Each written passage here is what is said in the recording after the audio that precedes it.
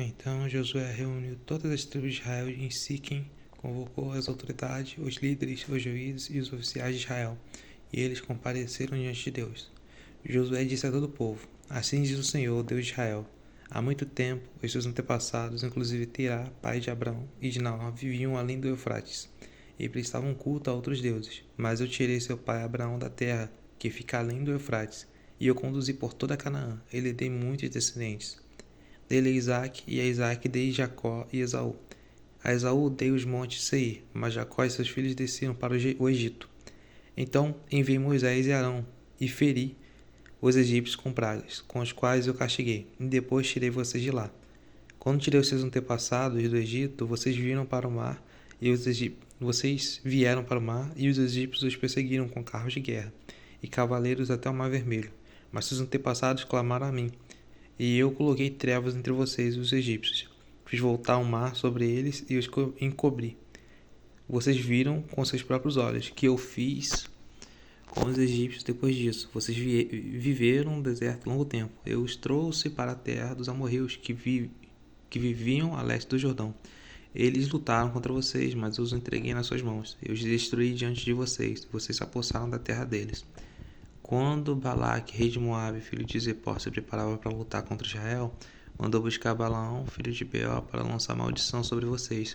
Mas eu não quis ouvir Balaão, de modo que ele os abençoou vez após vez, e eu os livrei das mãos deles. Depois vocês atravessaram o Jordão, chegaram a Jericó. Os chefes de Jericó lutaram contra vocês, assim como os amorreus, os ferezeus, os cananeus, os hititas, os gigaseus, os heveus e os jebuseus, mas eu os entreguei na mão de vocês. Eu lhes causei pânico para expulsá-los de diante de vocês, como fiz aos 2 reis amorreus. Não foram a espada e o arco que lhes deram vitória. Foi assim que dei a vocês uma terra que não cultivaram e cidades que não construíram. Nela vocês moram e comem de vinhas e olivas, mas que não plantaram. Agora temam o Senhor e sirvam-no com integridade e fidelidade. Joguem fora os deuses que os seus antepassados adoraram, além do Eufrates e do Egito, e sirvam ao Senhor. Se, porém, não agrada a vocês servir o Senhor, escolham hoje a quem vão servir. Se aos seus deuses que os antepassados serviram, além do Eufrates, ou aos deuses dos amorreus, em cuja terra vocês estão vivendo. Mas eu e a minha família serviremos ao Senhor. Então o povo respondeu: Longe de nós abandonar o Senhor para servir outros deuses. Foi o próprio Senhor, o nosso Deus, que nos tirou, a nós e a nossos pais do Egito, daquela terra de escravidão, e realizou aquelas grandes maravilhas diante dos nossos olhos. Ele nos protegeu no caminho entre as nações pelas quais passamos. Além disso, o Senhor expulsou diante de nós todas as nações, inclusive os amorreus que viviam nessa terra. Nós também serviremos ao Senhor, porque Ele é o nosso Deus. Josué disse ao povo: Vocês não têm condições de servir ao Senhor. Ele é Deus santo, é Deus zeloso. Ele não perdoará a rebelião e o pecado de vocês. Se abandonarem o Senhor e servirem a outros deuses estrangeiros, ele se voltará contra vocês e os castigará. Mesmo depois de ter sido bondoso com vocês, ele os exterminará. O povo, porém, respondeu a Josué: De maneira nenhuma, nós serviremos ao Senhor. Disse então Josué: Vocês são testemunha contra vocês mesmos, que escolheram servir ao Senhor. Somos, responderam eles. Disse Josué: Agora então joguem fora os deuses estrangeiros que estão com vocês e voltem-se de coração para o Senhor, o Deus de Israel. E o povo disse a Josué: Serviremos ao Senhor, o nosso Deus, e lhe obedeceremos. Naquele dia Josué firmou um acordo com o povo em Siquém, ele deu decretos e leis. Josué registrou essas coisas no livro da lei de Deus. Depois ergueu uma grande pedra ali sobre uma grande árvore, perto do santuário do Senhor. Então disse a todo o povo: Vejam essa pedra, ela será testemunha contra nós, pois ouviu todas as palavras que o Senhor nos disse. Será uma testemunha contra vocês, caso sejam fiéis a seu Deus. Depois Josué despediu o povo, e cada um foi com sua propriedade. Passado por algum tempo, Josué, filho de Num, servo do Senhor, morreu. Tinha 110 anos de idade e o sepultaram na terra que tinha recebido por herança, em Timnat-Será, dos montes de Efraim, ao norte do monte Gás. Israel serviu ao Senhor durante toda a vida de Josué e dos líderes que lhe sobreviveram, e que sabiam de tudo o que o Senhor fizera em favor de Israel. Os ossos de Josué que os israelitas haviam trazido do Egito foram enterrados em Siquém, no quinhão da terra que Jacó havia comprado dos filhos de Amor, pai de Siquém, por 100 peças de prata. Aquele terreno tornou-se herança dos descendentes de Josué. Sucedeu também que Eleazar, filho de Arão, morreu e foi sepultado em Gibeá, que fora dado a seus filhos Finéias, nos montes de Efraim. Aleluia. Glória a Deus. Paulo, apóstolo de Cristo Jesus, pela vontade de Deus, e irmão Timóteo, a igreja... Paulo, apóstolo de Cristo Jesus, pela vontade de Deus, e o irmão Timóteo. Tá os dois. A igreja de Deus que está em Corinto, com todos os santos de toda a Caia, a vocês graça e paz da parte de Deus, nosso Pai, do Senhor Jesus Cristo. Bendito seja o Deus do Pai do nosso Senhor Jesus Cristo, Pai das misericórdias, Deus de toda consolação, que nos consola em todas as nossas tribulações, para que com a consolação que recebemos de Deus, possamos consolar os que estão passando por tribulações. Pois assim como os sofrimentos de Cristo transbordam sobre nós também, por meio de Cristo transborda nossas consolações. Se somos atribulados, é para a consolação e salvação de vocês. Se somos consolados, e para... Consolação de vocês, a qual dá paciência para suportar os mesmos sofrimentos que nós estamos padecendo. E a nossa esperança em relação a vocês está firme, porque sabemos que, da mesma forma com que vocês participam do nosso sofrimento, participam também das nossas consolações. Irmãos, não queremos que vocês desconheçam as tribulações que sofremos na província da Ásia, as quais foram muitas, além da nossa capacidade de suportar, a ponto de perdermos a esperança da própria vida. De fato, já tínhamos sobre nós a sentença de morte, para que não confiássemos em nós mesmos, mas em Deus, que ressuscita os mortos. Ele nos livrou e continuará nos livrando de tal perigo da morte. Nele temos depositado toda a nossa esperança, de que continuará a livrar-nos, enquanto vocês nos ajudam com essas orações. Assim, muitos darão graças por nossa causa, pelo favor a nós concedido em resposta à oração de muitos. Esse é o nosso orgulho, a nossa consciência da testemunha que nós temos conduzido ao mundo, especialmente em nosso relacionamento com vocês, com santidade e sinceridade, provenientes de Deus, não de acordo com a sabedoria do mundo, mas de acordo com a graça de Deus. Pois nada escrevemos que vocês não sejam capazes de ler ou entender.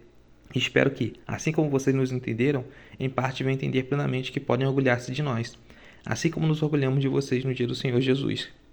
Confiando nisso, e para que vocês fossem duplamente beneficiados, eu planejava primeiro visitá-los em minha ida à Macedônia e voltar vocês vindo de lá para que me ajudassem em minha viagem para a Judéia.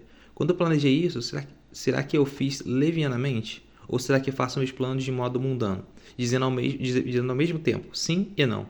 Todavia, como Deus é fiel, nossa mensagem vocês não é sim e não, pois o Filho de Deus Jesus Cristo, pregado entre vocês por mim, e também por Silvano e Timóteo, não foi sim e não, mas nele sempre houve sim. Pois quantas foram as promessas feitas por Deus, tanto tem em Cristo sim, por isso, por meio dele, o Amém é pronunciado por nós para a glória de Deus. Ora, é Deus que faz por nós e vocês permanecemos firmes em Cristo. Ele nos ungiu, nos selou com sua própria propriedade, e pôs o seu Espírito em nossos corações, como garantia que está por vir. Invoco a Deus como testemunha de que foi a fim de poupá-los que não voltei a Corinto. Não foi que tenhamos domínio sobre a sua fé, mas cooperamos com vocês para que tenham alegria, pois é pela fé que vocês permanecem firmes. Por isso resolvi não fazer outra visita que causasse tristeza a vocês. Pois se eu os entristeço, quem me alegrarão senão vocês, a quem tenho entristecido? Escrevi como escrevi para que quando eu for não sejam entristecidos, por aqueles que deveriam se alegrar-me. Eu estava confiante em que todos vocês compartilhariam da minha alegria, pois eu escrevi com grande aflição e angústia de coração, e com muitas lágrimas, não para entristecê-los, mas para que soubesse como é profundo o meu amor por vocês. Se um de vocês tem causado tristeza, não a tem causado apenas a mim, mas também, em parte, para eu não ser demasiadamente severo com todos vocês. A punição que foi imposta pela maioria é suficiente. Agora, ao contrário, vocês deverão perdoar-lhe e consolá-lo para que ele não seja dominado por excessiva tristeza. Portanto, eu recomendo que reafirme o amor que tem por ele. Eu escrevi com o propósito de saber que se vocês seriam aprovados, isso é, se seriam obedientes em tudo.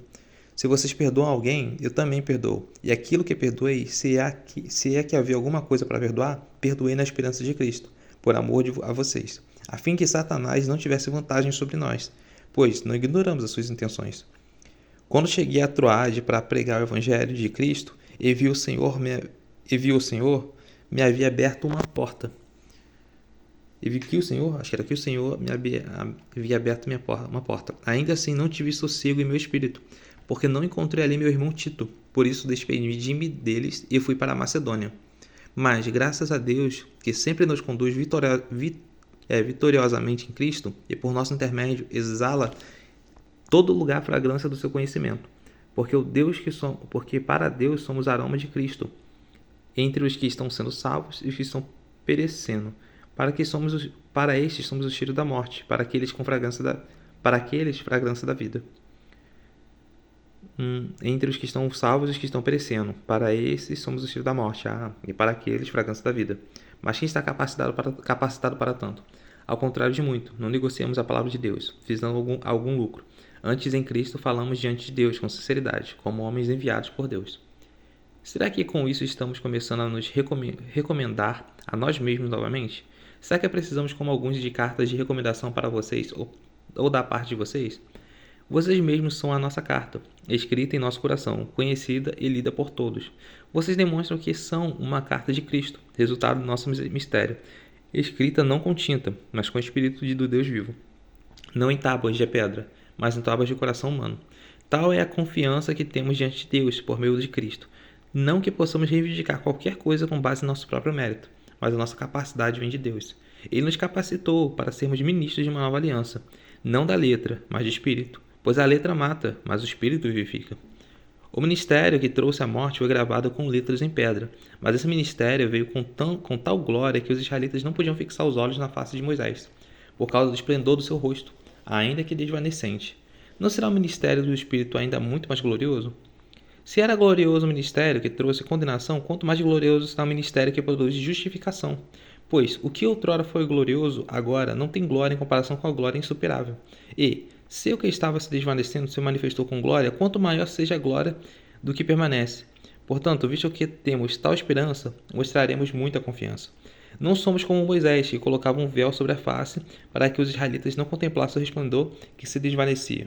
Na verdade, a mente dele se fechou, pois até hoje o mesmo véu permanece quando é lida a antiga aliança. Não foi retirado, porque é somente em Cristo que ele é removido. De fato, até o dia de hoje, quando Moisés é lido, um véu cobre seus corações, mas quando alguém se converte ao Senhor, o véu é retirado. Ora, o Senhor é Espírito, e onde está o Espírito do Senhor, ali a liberdade. E todos nós, que uma face descoberta contemplamos, a glória do Senhor. Segundo a sua imagem, estamos sendo transformados com glória cada vez maior, a qual vem do Senhor, que é o Espírito. Caraca, Paulo era muito inteligente, cara. É espetacular que ele escreveu essas cartas na prisão ainda, sofrendo, sentindo dor. Ele fala que chorava. Pô, você tá doido? Se eu tomo uma situação assim, não tô nem raciocinando pra escrever uma carta. O cara era muito racional, ele era muito racional. Dá pra ver, ele sofria muito e a mente dele continuava trabalhando e trabalhando. O cara era muito... E lógico também espiritual, né? Muito espiritual. Então ele era muito inteligente, muito racional. O corporalmente forte, né? Porque antes ele trabalhou como romano. Ao mesmo tempo ele era completamente espiritual. Então ele era literalmente até o que no mundo falam que é tanto inteligente mentalmente, no conhecimento, tanto forte fisicamente e até tanto forte espiritualmente. Então Paulo era um exemplo a ser seguido assim. Glória a Deus, aleluia. Mais um dia lendo a Bíblia.